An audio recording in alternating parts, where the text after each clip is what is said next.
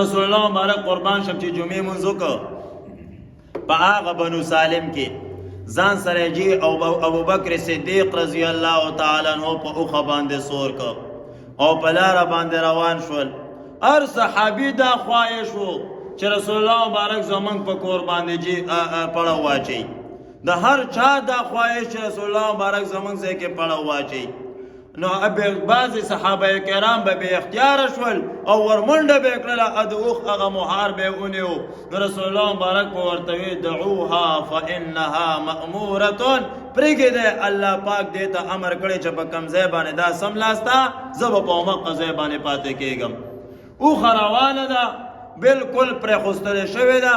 صحابه کرام سره د اسلحونه، سره د تورو او د نیزو او د زغرو نه، څوک ښي طرف ته لویه ډله روانه، څوک ګس طرف ته لویه ډله روانه، څوک مخې ته، څوک شا طرف ته. او قربان شم داسې پروتوکول باندې رسول الله صلی الله علیه وسلم مدینه منورې ته داخلیږي. قربان شم د انصارو د جرأت نه، قربان شم د انصارو د غیرت نه. دا څه وړه خبره نه ده. دا موږ او تاسو ته په خوله باندې چې رسول الله مبارک مدینه منورې ته لاړ، رسول الله مبارک مدینه منورې ته لاړ، انصار ورله ځای ورکړ. انصار ورله قربان شم یوازې ځای نه دی ورکړی، انصارو د ټولو کفارو مقابله په خپل ځان باندې واخیستله. رسول الله مبارک له ځای ورکول د مکې قریشو سره جنګ و، مکې قریشو سره هغوی سره مخالفت و، لویه دشمني یې واخیستله. نن سبا د ستاسو خیال دی که چا په مخ کې څوک مړی وکړي نو بیا هغه هغه ځای نه پټخۍ ویني، خو چاته الله وي هغه ځای نه پټېږي، بیا به وي ما سره به دشمني راشي. دا زموږ او د ستاسو هغه نرتوب دی. خو رسول الله صلی الله علیه وسلم چې ټولو مکې قریشو ته مطلوب دی، 100 اوښان یو خونبها د هغه په انعام پسې وتلی کو چا مړ که او یا موږ ته ژوندی راوسته نو موږ ورله 100 اوښان په انعام کې ورکو. او قربان شم د هغې باوجود چې دی لاړه، صحابه کرام بالکل امداد ته تیار، تر دې پورې چې قربان شم چې د مدینې منورې کمې ښځې وې هغه کوټو چتونو ته راوختلې او هغوی ترانې په ویلو باندې کړلې. ښایسته ښایسته ترانې د رسول الله صلی الله علیه وسلم په راتلو باندې دا په ویلو باندې کړې. او څه وایي بعضې پکې دا وې طلع البدر علینا، طلع البدر علينا من ثنيات الوداع وجب الشكر علينا من دعا لله داعي. أيها المبعوث فينا جئت بأمر المطاع، أيها المبعوث فينا جئت بأمر المطاع. نحن جوار من بني النجار يا حبذا محمد من جاري. دا خیسته خیسته ترانه قربان شما هغه صحابیاتو به د کوټو سرونه ویل. او په دې کې طلع البدر علینا وی په موږ باندې د څوارلسمې سپوږمۍ راوختله، د څوارلسمې شپې سپوږمۍ راوختله من ثنیات الوداع، د ثنیات الوداع نه. هسې سوچ کوئ چې دا د رسول الله مبارک چې مدینې منورې دا کم کیفیت کو چا رسول الله مبارک په خوب باندې کتلی، قسم په الله انسان باندې داسې رب راځي، بالکل انسان خپل اوښ کې په قابو کې نه. دا د خوب هغه کیفیت دا دی چې بیا رسول الله مبارک آمنے سامنے چې څوک ویني، الله څه مبارک خلقو، څه مبارک سترګې وې چې رسول الله صلی الله علیه وسلم ته د خلقو کتل. الله ډېر مبارک خلقو. نو طلع البدر علينا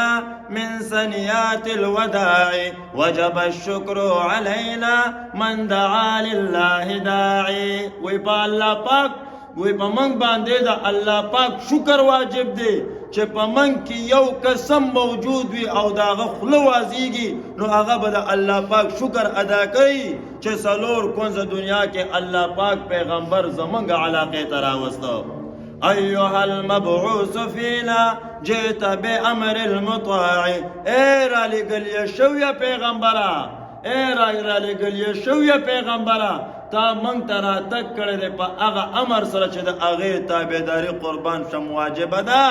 نحنو جوار من بني النجار نحن جوار من بني النجار یا خبزا محمد من جاری وی منگا د بنو نجار پیغلیو اے محمد صلی اللہ علیہ وسلم بہترین گوانڈی دا قطرانے قربان شم ویلے کے دنے او رسول اللہ صلی اللہ علیہ وسلم دا مدینہ منورے پکسو باندے را داخل شورا روان دی جی ار صحابی دا غوختا چه ما سره دی ار صحابی دا غوختا چه زما ځای کې دی پاتې شي خو رسول الله صلی الله علیه وسلم وی بچ دعوها فانها مأموره دا اوخه پرېږده دې ته امر کړی شوی دی اوخه روانه وه اوس چې د مسجد نبوي چې دا کومه دروازه ده په دقه ځای باندې اوخه سملاستله خیر چې لږ سملاستله رسول الله مبارک ورنه کوز نشو دقه ځای نه پاسېدله او بیا لاړه د ابو ایوب انصاری رضی الله تعالی عنہ گیټ مخې ته قربان شم دا اوخه سملاستله بیا ورنه رسول الله مبارک کوز نشو اوخه پاسېدله یو چکر او بیا اقه ځای ته راغله چې په کوم ځای باندې ملاسته وه په اقه ځای بیا سملاستله او دا سټی چې کومه ده دی په ځمکه باندې کېښوسته رسول الله صلی الله علیه وسلم د اوښې نه کوشه او ابو ایوب انصاری رضی الله تعالی عنہ په منډه باندې هغه ټول سامان قربان شمه کور ته دننه که اسی دا تاسو وکړه چې الله جل جلاله د رسول الله صلی الله علیه وسلم پړاو په یو عجب انداز باندې وکړه دا ولی ار صحابی داوی چې ما سره د پاتې شي نو کو یو سره پاتې شوی وي بل سره نه پاتې شوی نو د صحابه کرام ظلماته ده نو د الله پاک یو معجزانه تور باندې دا سه رسول الله مبارک یو ځای کې پاتې کا چې د ای چام قربان شماسه پاتې نشه اشکال پاتې نشه زد پاتې نشه بغض پاتې نشه ځکه وای چې رسول الله مبارک خو په خپل نه پاتې شوی بلکې اوخه چې عقل نه لري هغه سم لاستله نو پته ولګیدا چې اوخه د الله پاک د سیر نه داسې شوی دی نو بس هغه خفغان قربان شمه پاتې دانشه اوخه سم لاسته رسول الله صلی الله علیه وسلم دنشه خو قربان شم دی کی یو عجب حکمت بل دی ابو ایوب انصاری رضی الله تعالی عنہ په کور مخه ته دا اوخه ول سملاستله اصل کې دا سه وشو چې توبع شاه یمن د یمن بادشاه وسو وکاله مخ کې په دغه لار باندې تیرېدو نو وسره ډیر زیات علماء کرام هم ورسره نو هغه علماء دی د توبع او د یمن بادشاه ته وی چې 400 کسانو هغه علما چې ای بادشاه داسې کار وکړه چې وی موږ به خیر دلته پاتې شو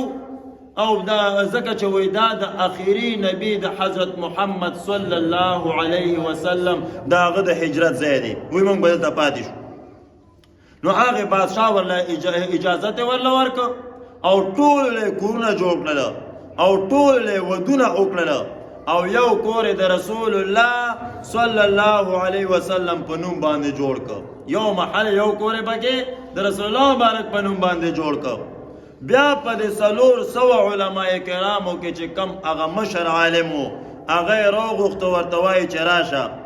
هغه ته یو خط ورک په هغه خط کې اشعار ولیکل په هغه اشعارو کې دا وی چې اے احمده زه گواهی ورکوم چې ته په حق او په سچ د الله پاک پیغمبر یې او کو زه د ستا زمانه ته پاتې شوم نو زه به د ستا وزیر او د ستا د تره زوی یم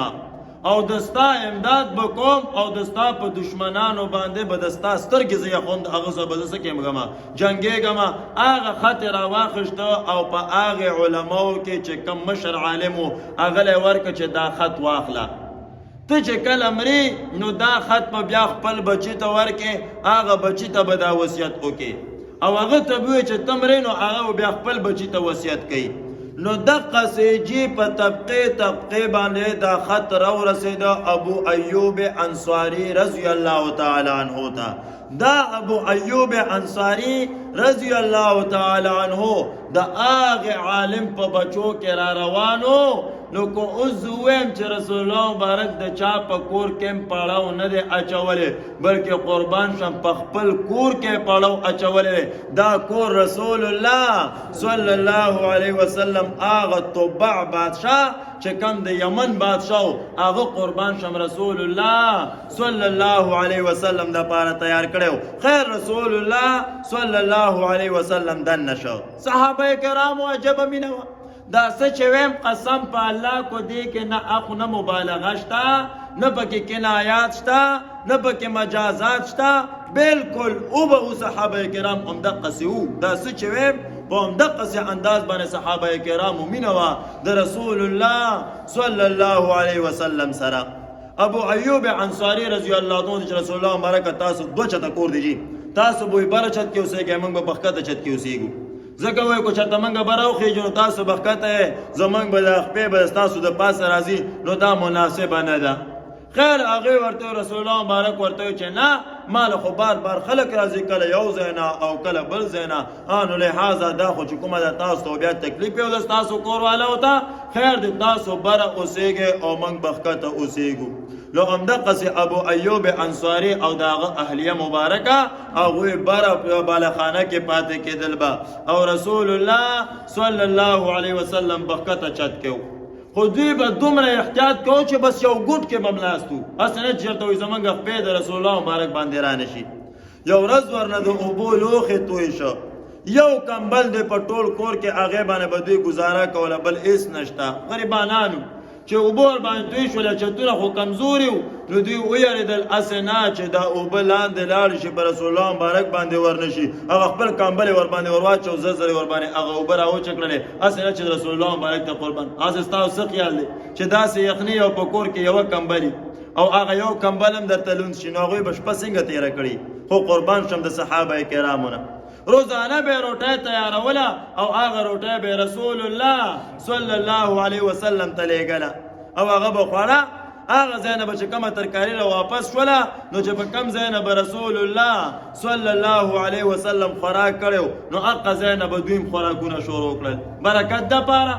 تبرک دپاره چې کوم ځای نه به رسول الله مبارک خوراک کړی هغه ځای نه به دوی خوراک کو یو ورځ دوی خوراک ولېږه خو دوی پکې اوږه او پیاز هم اچولی اوږه او پیاز یې پکې اچولی مینه وجې نه دوی چې رسول الله مبارک ته چې کوم شی ګراني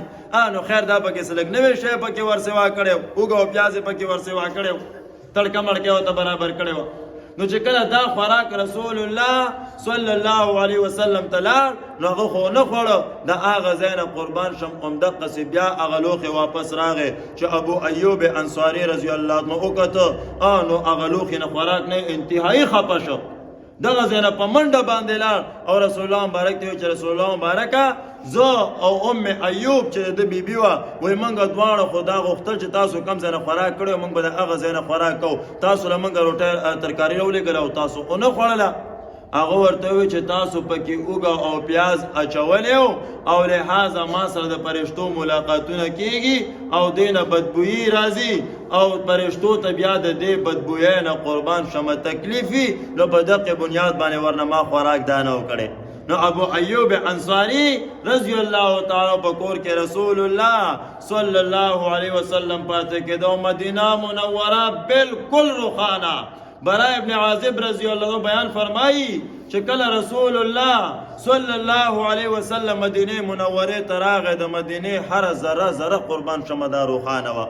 انس ابن مالک رضی الله بیان فرمایي چې کله رسول الله مبارک مدینه منوره ته راغی نو حبشیانو هغه خپل نظبازه هغه خپل کرتبونه به خودل د ډېر د خوشحالۍ د لاسه لکه مشر سړی هغه هلکان ورته منډې وتړلې وقي هغه حبشیانو به نظبازه کولې او رسول الله مبارک ته به خپل ځایونه خودل یو خوشحالي وجي او انس ابن مالک رضی الله بیان فر بل حدیث مبارک دی چې کله رسول الله مبارک وی راغی ان د هر مدینه منوره هر یو شی ذره دا روښانه وه او چې کله رسول الله صلی الله علیه وسلم وفات شو